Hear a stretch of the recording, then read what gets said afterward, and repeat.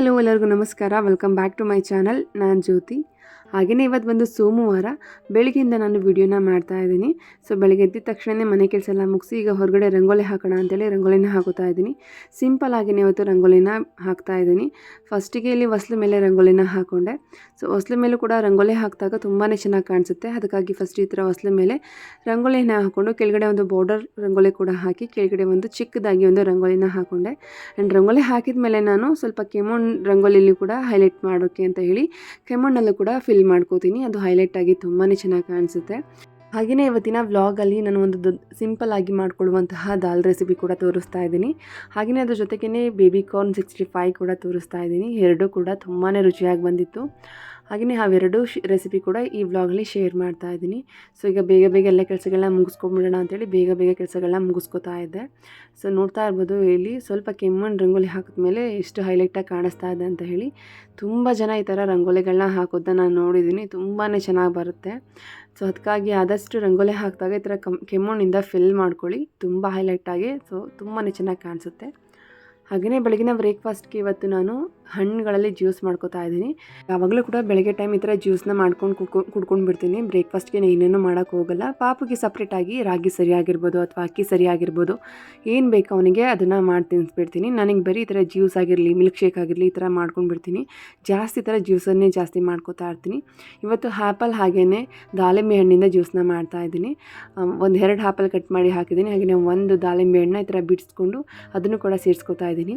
ಯಾವುದೇ ಥರ ಶುಗರ್ ಏನೂ ಆ್ಯಡ್ ಮಾಡೋಕ್ಕೆ ಹೋಗಲ್ಲ. ನನಗೆ ಸ್ವಲ್ಪ ಸ್ವೀಟ್ ಬೇಕು ಅಂತ ಈ ಥರ ಜೇನುತುಪ್ಪನ ಆ್ಯಡ್ ಮಾಡ್ಕೋತೀನಿ. ಕೆಲವೊಂದು ಟೈಮ್ ಜೇನುತುಪ್ಪ ಕೂಡ ಆ್ಯಡ್ ಮಾಡೋಕ್ಕೆ ಹೋಗಲ್ಲ. ಸೊ ಕೆಲವೊಂದು ಟೈಮ್ ಈ ಥರ ಆ್ಯಡ್ ಮಾಡಿ ಸ್ವಲ್ಪ ನೀರು ಹಾಕಿ ಇದನ್ನು ಗ್ರೈಂಡ್ ಮಾಡ್ಕೋತೀನಿ. ಸೊ ಇಷ್ಟೇ ಜ್ಯೂಸ್ ರೆಡಿ ಆಗಿಬಿಡುತ್ತೆ. ತುಂಬಾ ಚೆನ್ನಾಗಿರುತ್ತೆ. ಹಾಗೆಯೇ ನಾನು ದಾಳಿಂಬೆ ಹಣ್ಣು ಬಳಸಿದಾಗ ಯೂಶ್ವಲಾಗಿ ಫಿಲ್ಟರ್ನ ಹಾಕೋತೀನಿ ಮಿಕ್ಸಿ ಜಾರಿಗೇ. ಬಟ್ ಆ ಫಿಲ್ಟರ್ ಏನಂದರೆ ತುಂಬ ಸಣ್ಣಗಿದೆ, ಅಂದರೆ ಜಾಸ್ತಿ ಜ್ಯೂಸ್ ಸಿಗೋದೇ ಇಲ್ಲ.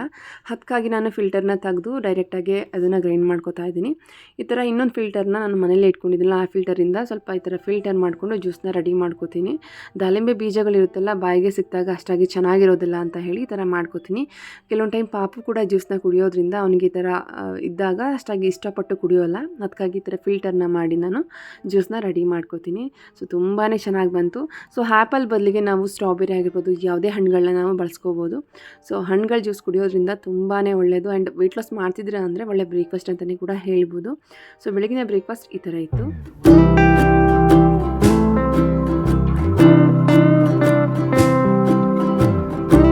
ಈ ದಾಲ್ ಮಾಡ್ಕೊಳ್ಳಿಕ್ಕೆ ಅಂತ ಹೇಳಿ ಈರುಳ್ಳಿ, ಟೊಮೊಟೊ, ಕೊತ್ತಂಬರಿ ಸೊಪ್ಪು, ಸ್ವಲ್ಪ ಬೆಳ್ಳುಳ್ಳಿ ಇಷ್ಟನ್ನು ಕಟ್ ಮಾಡಿ ಎತ್ತಿಟ್ಕೊಂಡಿದ್ದೀನಿ. ಹಾಗೆಯೇ ಇಲ್ಲಿ ಹೆಸರುಬೇಳೆ ಹಾಗೆಯೇ ಬೇಳೆಕಾಳನ್ನ ಸ್ವಲ್ಪ ಅರಿಶಿನ ಮತ್ತು ಎಣ್ಣೆ ಹಾಕಿ ಒಂದು 4ರಿಂದ 5 ವಿಸಿಲ್ ಚೆನ್ನಾಗಿ ಕುಕ್ಕರ್ನಲ್ಲಿ ಕೂಗಿಸ್ಕೊಂಡು ಎತ್ತಿಟ್ಕೊಂಡಿದ್ದೀನಿ.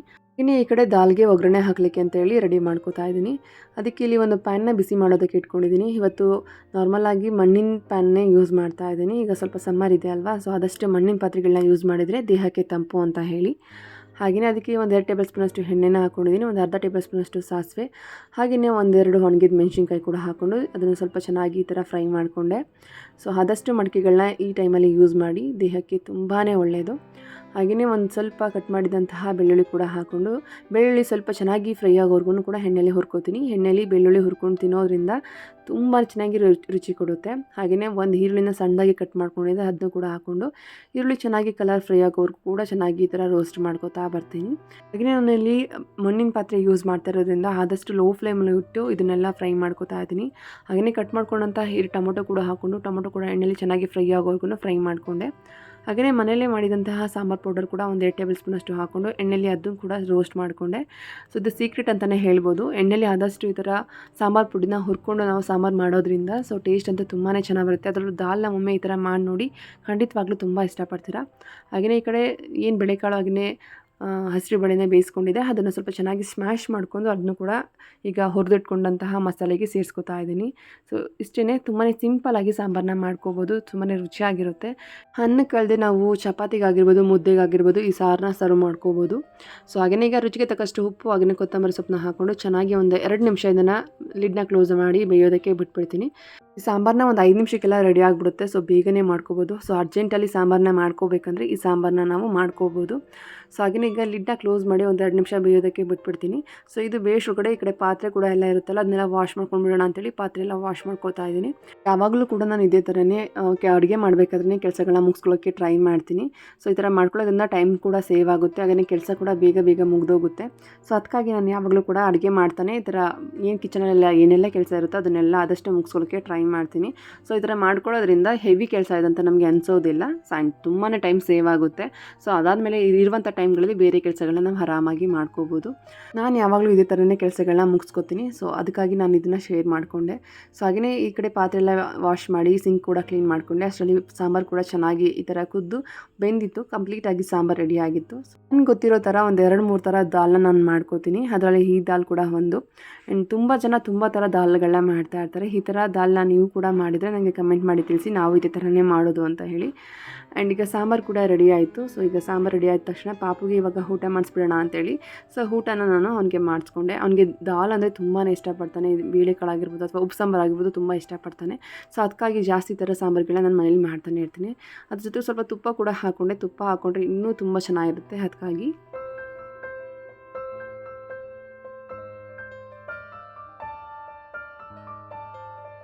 ಹಾಗೆಯೇ ಇದು ಒಂದು ಆಫ್ಟರ್ನೂನ್ ಬ್ಲಾಗ್. ಆಲ್ರೆಡಿ ಒಂದು 2-2:30 ಹತ್ತಿರ ಆಗಿತ್ತು. ಪಾಪುಗೆ ಊಟ ಎಲ್ಲ ಮಾಡಿಸಿ ಮಲಗಿಸಿ ಅವನ್ನ ಮತ್ತೆ ಎದ್ದ ಮೇಲೆ ಈ ಥರ ನೈಲ್ಸ್ ಕಟ್ ಮಾಡ್ತಾ ಇದ್ದೀನಿ.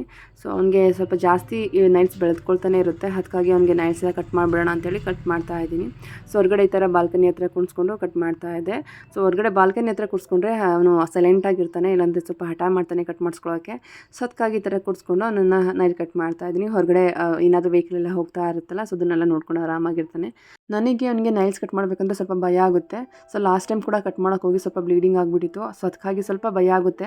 ಸೊ ಯಾಕಂದರೆ ಕಟ್ ಮಾಡಬೇಕಾದ್ರೆ ಅವ್ನಿಗೆ ಗೊತ್ತಿಲ್ಲದೆ ಕೈನ ಹೇಳ್ಕೊಂಡು ಬಿಡ್ತಾನೆ. ಸೊ ಆ ಟೈಮಲ್ಲಿ ಸ್ವಲ್ಪ ಅಲ್ಲಿ ಆಚೆ ಈಚೆ ಆಗಿ ಸೊ ಬ್ಲಡ್ ಬಂದುಬಿಡುತ್ತೆ. ಸೊ ಆ ಭಯಕ್ಕೆ ಸ್ವಲ್ಪ ನೋಡ್ಕೊಂಡು ಕಟ್ ಮಾಡಬೇಕಾಗುತ್ತೆ. ಸೊ ಅದಕ್ಕಾಗಿ ಸ್ವಲ್ಪ ಭಯ ಜಾಸ್ತಿ ನನಗೆ ನೈಲ್ಸ್ ಕಟ್ ಮಾಡಬೇಕು ಅಂದರೆ ಮಕ್ಳುಗಳಿಗೆ. ಸೊ ಆದಷ್ಟು ಅದಕ್ಕೆ ನಾನು ವೀಕ್ಲಿ ಅಥವಾ 15 ಡೇಸ್ಗೆ ಒಂದು ಸತಿ ಈ ಥರ ಕಟ್ ಮಾಡಿಬಿಡ್ತೀನಿ.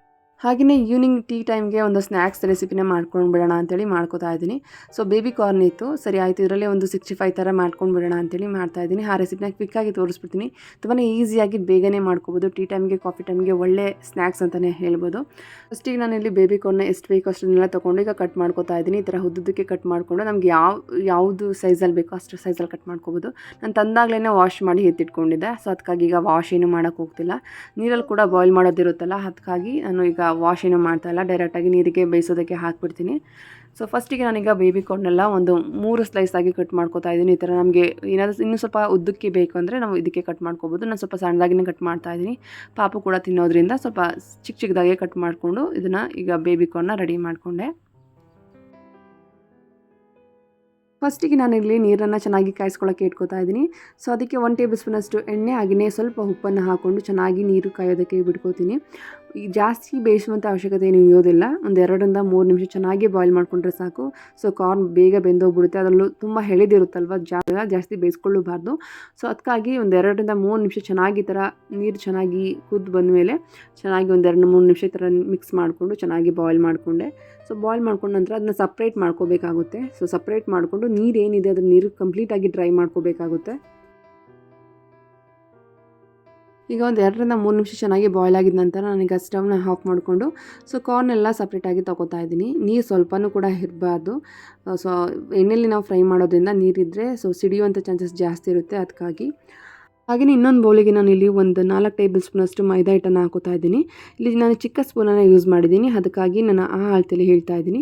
ಹಾಗೆಯೇ 1-2 ಟೇಬಲ್ ಸ್ಪೂನಷ್ಟು ಕಾರ್ನ್ಫ್ಲೋರ್, 1 ಟೇಬಲ್ ಸ್ಪೂನಷ್ಟು ಅಕ್ಕಿ ಹಿಟ್ಟು, ಹಾಗೆಯೇ ಒಂದು ಅರ್ಧ ಟೇಬಲ್ ಸ್ಪೂನಷ್ಟು ಗರಂ ಮಸಾಲ, 1 ಟೇಬಲ್ ಸ್ಪೂನಷ್ಟು ಅಚ್ಚ ಪುಡಿ, ಹಾಗೆಯೇ ಶುಂಠಿ ಬೆಳ್ಳುಳ್ಳಿ ಪೇಸ್ಟ್ ಒಂದು ಅರ್ಧ ಟೇಬಲ್ ಸ್ಪೂನಷ್ಟು, 1 ಟೇಬಲ್ ಸ್ಪೂನಷ್ಟು ನಾನಿಲ್ಲಿ ಟೊಮೊಟೊ ಕೆಚಪ್ ಕೂಡ ಹಾಕ್ಕೊಂಡಿದ್ದೀನಿ. ಇಷ್ಟೊಂದು ಹಾಕ್ಕೊಂಡು ಸ್ವಲ್ಪನೇ ನೀರು ಹಾಕಿ ಈಗ ಮಿಕ್ಸ್ ಮಾಡ್ಕೊತಾ ಬರ್ತೀನಿ. ನಾರ್ಮಲಾಗಿ ಬಜ್ಜಿ ಬೋಂಡಕ್ಕೆಲ್ಲ ನಾವು ಯಾವ ಥರ ಹಿಟ್ಟನ್ನು ಕಲಿಸ್ಕೊತೀವೋ ಅಷ್ಟರ ಮಟ್ಟಿಗೆ ನಾನು ಇದನ್ನು ರೆಡಿ ಮಾಡ್ಕೋತೀನಿ.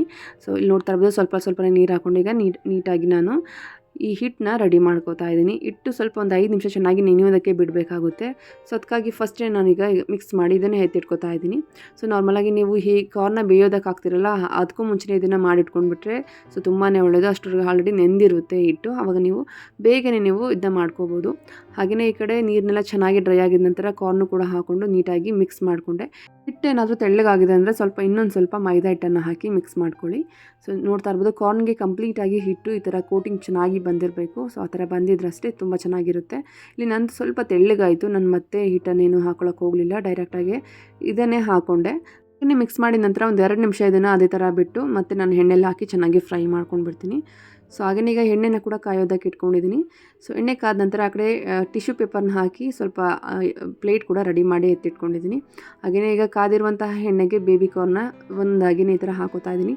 ಫಸ್ಟಿನಲ್ಲಿ ಸ್ಪೂನಲ್ಲಿ ಹಾಕಿಬಿಟ್ಟೆ. ಸ್ಪೂನಲ್ಲಿ ಹಾಕಿದರೆ ಸೊ ನಮಗೆ ಅಷ್ಟಾಗಿ ನೀಟಾಗಿ ಬರೋದಿಲ್ಲ. ಸೊ ಕೈಯಲ್ಲಿ ಹಾಕಿದ್ರೆ ಅಷ್ಟೇ ತುಂಬ ಚೆನ್ನಾಗಿ ಬರುತ್ತೆ. ಫಸ್ಟಿಗೆ ನಾನು ಸ್ಪೂನಲ್ಲಿ ಹಾಕಿದೆ. ಸೊ ಹಿಟ್ಟು ಅಲ್ಲಲ್ಲೇ ಹೋಗ್ತಾ ಇತ್ತು, ಅಂದರೆ ಸ್ವಲ್ಪ ತೆಳ್ಳಗಾಗಿತ್ತಲ್ಲ ಆದ ಕಾರಣ. ಬಟ್ ಟೇಸ್ಟ್ ಅಂತೂ ತುಂಬಾ ಕ್ರಿಸ್ಪಿಯಾಗಿ ತುಂಬಾ ಚೆನ್ನಾಗಿ ಬಂದಿತ್ತು. ಸೊ ಮನೇಲಿ ಟೀ ಟೈಮಿಗೆ ಒಳ್ಳೆ ಸ್ನ್ಯಾಕ್ಸ್ ಅಂತಲೇ ಹೇಳ್ಬೋದು. ಆ್ಯಂಡ್ ಇವಾಗ ನೋಡ್ತಾ ಇರ್ಬೋದು ಯಾವ ಥರ ರೆಡಿಯಾಗಿದೆ ಅಂತ ಹೇಳಿ. ಮನೇಲಿ ಕೂಡ ತುಂಬಾ ಚೆನ್ನಾಗಿದೆ ಅಂತ ಹೇಳಿ ತಿಂದರು. ಸೊ ಇದು ನಾರ್ಮಲಾಗಿ ಬೇಬಿ ಕಾರ್ನ್ ಅಂತ ಅನ್ನಿಸ್ತಾನೆ ಇರಲಿಲ್ಲ, ಅಷ್ಟು ರುಚಿಯಾಗಿತ್ತು.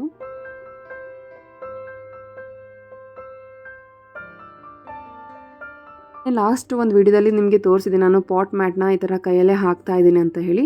ಸೊ ಇವತ್ತು ರೆಡಿ ಆಯಿತು, ಅದನ್ನು ಪಾಟ್ ಹತ್ರ ಹಾಕಿಬಿಡೋಣ ಅಂತೇಳಿ ಹಾಕ್ತಾ ಇದ್ದೀನಿ. ಕಿಚನ್ ಹತ್ರ ಈ ಥರ ಲಕ್ಷ್ಮಿ ಪ್ಲ್ಯಾಂಟ್ ಇತ್ತಲ್ಲ, ಅದ್ರ ಕೆಳಗಡೆ ಸ್ವಲ್ಪ ಖಾಲಿ ಥರ ಇತ್ತು. ನೀರು ಹಾಕ್ದಾಗೆಲ್ಲ ಕೆಲವೊಂದು ಬಾರಿ ಕೆಳಗಡೆ ನೀರು ಹೋಗ್ತಾ ಇತ್ತು. ಅದಕ್ಕೆ ಈ ಥರ ಚಿಕ್ಕದಾಗಿ ಪಾಟ್ಗಳನ್ನ ಮ್ಯಾಟ್ನ ಹಾಕಿಬಿಡೋಣ ಅಂತೇಳಿ ಹಾಕ್ಕೊಂಡಿದ್ದೆ. ಸೊ ಲಾಸ್ಟಿಗೂ 2 ಕಲರಲ್ಲಿ ನಾನು ಕಾಂಬಿನೇಷನ್ ಆಗಿ ಮ್ಯಾಟ್ನ ಹಾಕ್ಕೊಂಡೆ. ತುಂಬಾ ಚೆನ್ನಾಗಿ ಬಂತು, ವೈಟ್ ಆ್ಯಂಡ್ ಪಿಂಕ್ ಕಾಂಬಿನೇಷನಲ್ಲಿ. ಸೊ ಅದನ್ನು ಇವತ್ತು ಕಿಚನಲ್ಲಿ ಹಾಕ್ತಾ ಇದ್ದೀನಿ. ನೋಡ್ತಾ ಇರ್ಬೋದು ಹೇಗೆ ಕಾಣಿಸ್ತಾ ಇದೆ ಅಂತ ಹೇಳಿ. ಹಾಗೆಯೇ ಇವತ್ತಿನ ವ್ಲಾಗ್ ನೋಡಿದ್ದೆಲ್ಲ ಹೇಗಿತ್ತು ಅಂತ ಹೇಳಿ. ಇವತ್ತಿನ ವ್ಲಾಗ್ ನಿಮ್ಗೆ ಏನಾದ್ರು ಸ್ವಲ್ಪನಾದರೂ ಇಷ್ಟ ಆಗಿದ್ರೆ ದಯವಿಟ್ಟು ಒಂದು ಲೈಕ್ ಮಾಡೋದು ಮಾತ್ರ ಮರಿಬೇಡಿ. ಹಾಗೆ ಸಬ್ಸ್ಕ್ರೈಬ್ ಮಾಡಿ, ಸಪೋರ್ಟ್ ಮಾಡಿ. ಈ ವಿಡಿಯೋ ಇಷ್ಟ ಆಗಿದ್ದರೆ ಸೊ ಕಮೆಂಟ್ ಮಾಡಿ ತಿಳಿಸಿ ಹೇಗಿತ್ತು ಅಂತ ಹೇಳಿ. ಸೊ ನೆಕ್ಸ್ಟ್ ವಿಡಿಯೋದಲ್ಲಿ ಬೇಗನೆ ಸಿಗ್ತೀನಿ. ಅಲ್ಲಿವರೆಗೂ keep watching and keep smiling.